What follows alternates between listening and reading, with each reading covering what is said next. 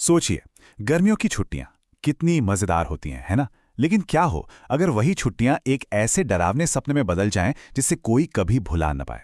आज हम एक ऐसी ही कहानी की बात करेंगे जहां हर मुस्कुराहट के पीछे एक बहुत ही गहरा राज छिपा है। अक्सर फिल्मों में होता है ना कि कोई किरदार मजाक में कुछ कहता है और आगे जाकर वही बात सच हो जाती है। बस यही इस कहानी की शुरुआत है। ये एक लाइन जो मजाक में बोली गई थी, अनजाने में ही आने वाले खतरे की तरफ इशारा कर देती है। तो चलिए सीधे चलते हैं साल 1998 में। कहानी शुरू होती है दो भाई बहन निशा और अमन से, जो बहुत सालों बाद अपनी छुट्टियों में नानी नाना के घर जा रहे हैं।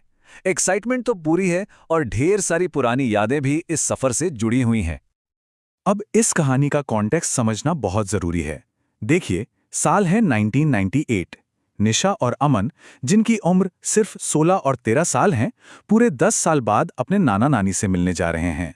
सोचने वाली बात यह है कि इतने लंबे समय में चीजें कितनी बदल जाती हैं, और ऊपर से ये दोनों बच्चे अकेले सफर कर रहे हैं। यही चीजें उन्हें एक ऐसी सिचुएशन में डाल देती हैं जहां वो थोड़े कमजोर पड़ जाते हैं। और उनकी मंजिल कोई शहर नहीं बल्कि शिमला के पास एक बिल्कुल अलग थलग सा फार्म हाउस। मतलब ऐसी जगह जहां दूर दूर तक कोई ना हो, एकदम शांत, शायद हद से ज्यादा शांत। और हॉरर कहानियों में ऐसी अलग थलग जगह हमेशा डर की पहली निशानी होती है ना?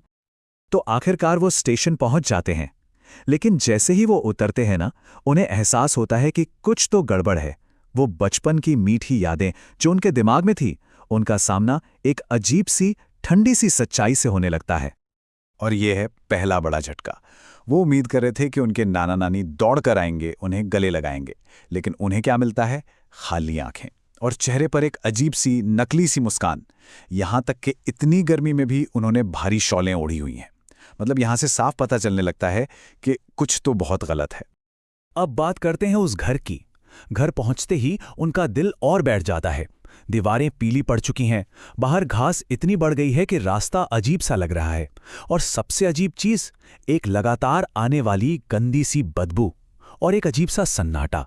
हवा तक नहीं चल रही, फिर भी आंगन में रखी रॉकिंग चेयर धीरे धीरे हिल रही हैं, जैसे ये घर खुद ही कह रहा हो कि यहां कोई नहीं रहता। और जब निशा उस बदबू के बारे में पूछती है तो नानी का जवाब सुनिए, अरे वो तो खेतों से गोबर की महक आ रही है। ये पहली कोशिश है हर अजीब चीज को नॉर्मल बताने की। ऐसा करके वो बच्चों को ये सोचने पर मजबूर कर देती हैं कि शायद वो ही फालतू में इतना सोच रहे हैं। तो ठीक है, अब आगे के कुछ दिनों में क्या होता है? जो बेचैनी थी ना, वो अब एक अजीबोगरीब रूटीन का हिस्सा बन जाती है, और इससे रहस्य कम होने की जगह और भी गहरा हो जाता है। उनका डेली रूटीन सोचिए जरा। नाना नानी सुबह बच्चों को उठाते हैं, फिर वो खेतों में काम करने के लिए निकल जाते हैं और पूरा दिन गायब रहते हैं। लौटते हैं तो सीधा रात को। और सबसे अजीब बात, डिनर टेबल पर बैठते तो हैं, लेकिन खाने को हाथ तक नहीं लगाते, बिल्कुल भी नहीं। ये अजीब सा रूटीन बच्चों को बिल्कुल अकेला और अलग थलग कर देता है। और धीरे धीरे और भी अजीब चीजें सामने आने लगती हैं। फ्रिज में एक बर्तन है जिसमें गाढ़ा लाल रंग का कुछ रखा है। पूछने पर बताते हैं कि ये फैमिली रेसिपी है। नानी अचानक बिना किसी बात के जोर जोर से हंसने लगती हैं। नाना बस दीवारों को घूरते रहते हैं। और हाँ, लैंडलाइन फोन, वो तो खराब पड़ा है। हर चीज बच्चों को बाकी दुनिया से काटने के लिए डिजाइन की गई लगती है। और फिर आती है वो चेतावनी जो सबसे ज्यादा डराती है। नाना कहते हैं, डरना नहीं, लेकिन इसके ठीक बाद कहते हैं, और हाँ, रात को अपने कमरे से बाहर मत निकलना, बिल्कुल भी नहीं। ये सुनकर तो किसी का भी दिल डर से बैठ जाए। ऐसी वार्निंग के बाद तो ये पक्का है कि कोई ना कोई कमरे से बाहर जरूर निकलेगा। तो अब तक तो सिर्फ अजीब इशारे मिल रहे थे, लेकिन अब कहानी उस मोड़ पर आ गई है जहां डर से सीधा सामना होने वाला है। और जैसा कि हमें पता था, निशा से रहा नहीं जाता।